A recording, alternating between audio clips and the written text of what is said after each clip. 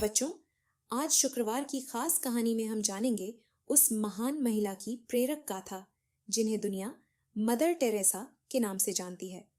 उनका जीवन हमें सिखाता है कि सेवा ही सबसे बड़ा धर्म है। सोचो, अगर सिर्फ एक महिला का अटूट करुणा और दया का भाव पूरे संसार को बदल सकता है, तो क्या सच में यह संभव है? हाँ बच्चों, आज की कहानी उसी करुणा की मिसाल है। मदर टेरेसा का असली नाम था एग्नेस गोंजा बोयाजियो। उनका जन्म 26 अगस्त 1910 को स्कोप्जे, आज के नॉर्थ मैसेडोनिया में हुआ। बचपन से ही वे बहुत धार्मिक और संवेदनशील थीं।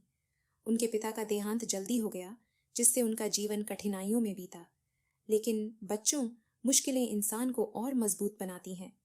एग्नेस के दिल में एक ही इच्छा थी, ईश्वर और इंसानियत की सेवा।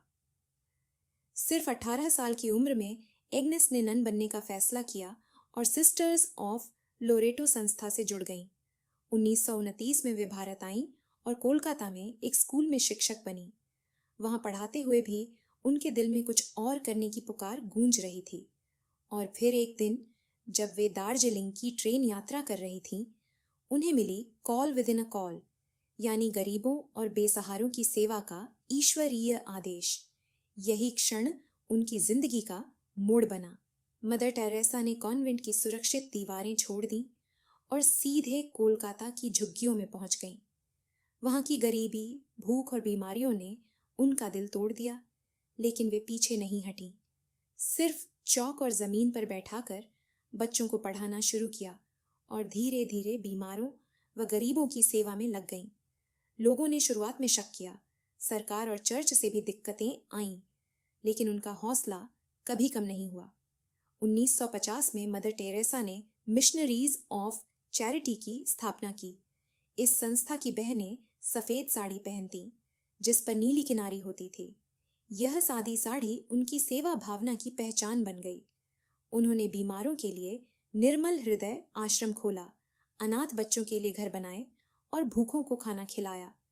धीरे धीरे उनकी सेवा पूरी दुनिया में फैल गई। 1979 में उन्हें नोबेल शांति पुरस्कार मिला। लेकिन बच्चों, उनके लिए असली सम्मान कभी पुरस्कार नहीं था, बल्कि लोगों की मुस्कान थी।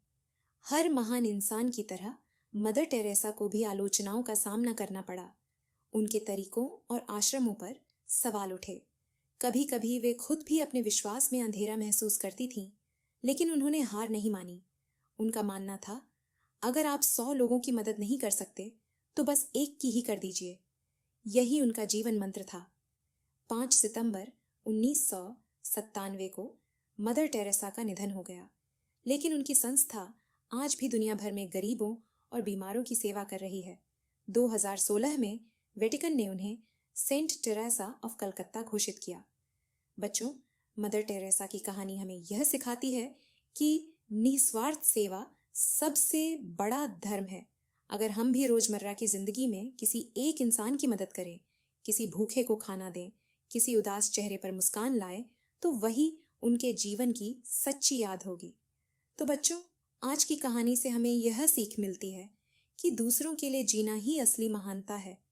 अब आप ही बताइए, आप अपने घर, स्कूल या मोहल्ले में ऐसा कौन सा छोटा काम करेंगे जिससे किसी की मदद हो?